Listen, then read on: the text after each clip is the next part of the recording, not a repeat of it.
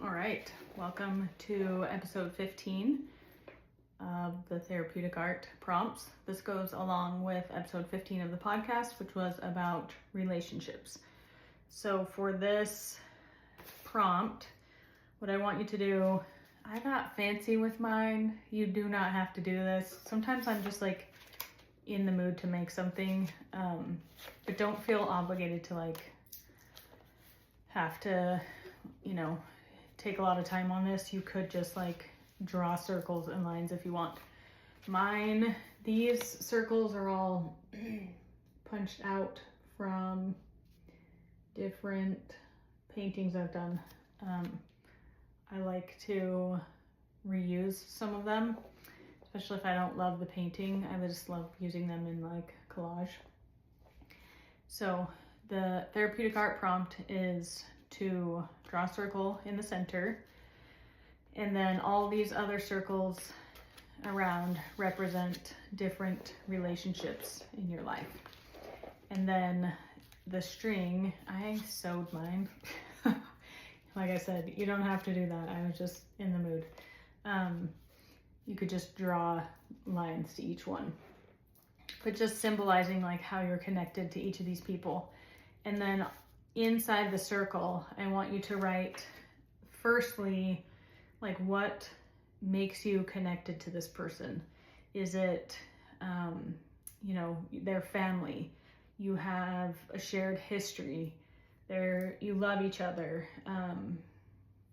Shared struggles, those kinds of things. What connects you to this person? And then I also want you to write, what is standing in the way of a really good relationship with this person. So some people, I don't have anything that's super standing in the way because I feel like our relationship is pretty good.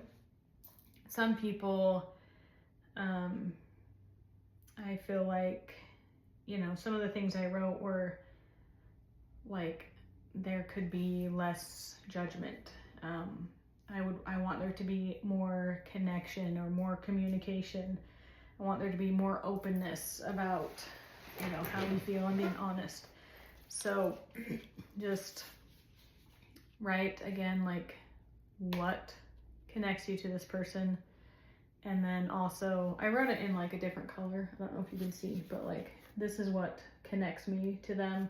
And this is what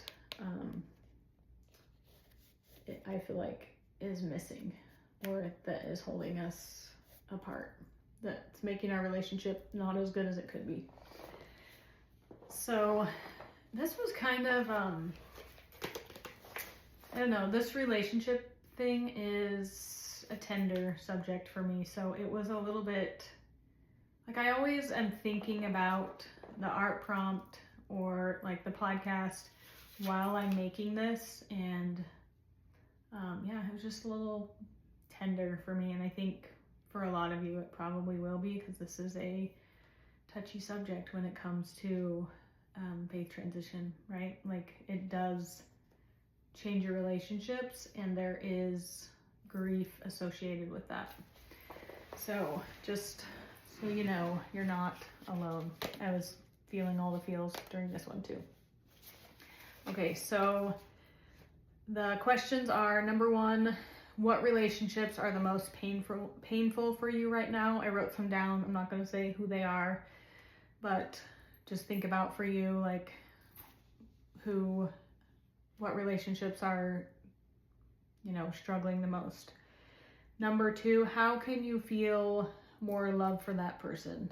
And how can I contribute to what I wish was true in this relationship? So a lot of times we're just waiting around for someone else to show up in a different way. I would love it if that person called me more and showed me that they, weren't mad at me or weren't disturbed or whatever.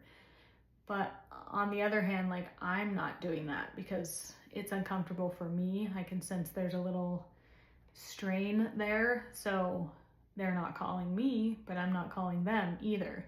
So I just want you to think about what is actually in your control in this relationship.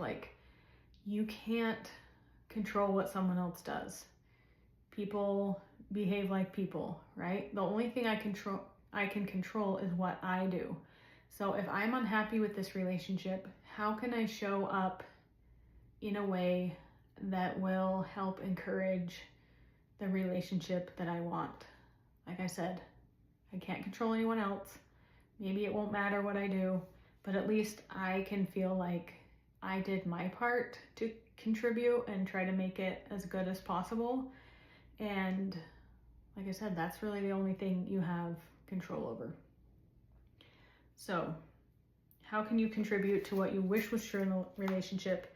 And then number 3 is, what boundaries will help you unconditionally love this person? So I think when we're talking about relationships, it's important to acknowledge that there are some relationships that are safer with less connection. So you don't have to put yourself in a situation that's unsafe. You don't have to put yourself in a situation that's unhealthy. It could mean that you don't communicate with this person, right? Like that could be your boundary, and you know, that's sad and you can grieve that, but like that's necessary for your own emotional safety, right? Sometimes it's not as extreme as totally cutting them off. It's more like something, you know, if you start bearing your testimony to me on the phone, I'm going to hang up, or whatever. Like, you set the boundary. It's not that you're telling them what they can and can't do, because they can do whatever they want, right? But it's just how you will behave, what you will do if they do that behavior. So again, that gives you the control.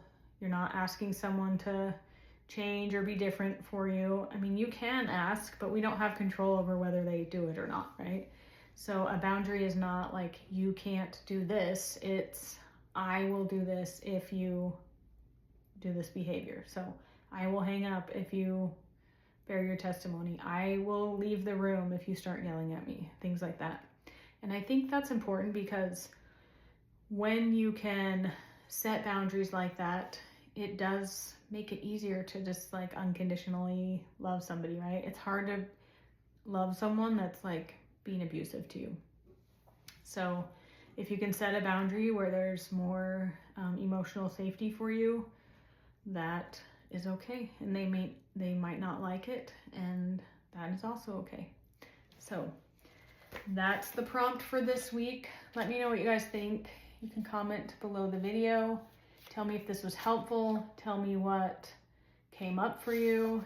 I also want to hear if there's anything that I haven't covered yet. I'm sure there's a lot of things because we're only 15 episodes in. But just let me know, like, what are you struggling with? Is there something that you would want to focus on? Give me your feedback. Okay, that's all for today. Love you.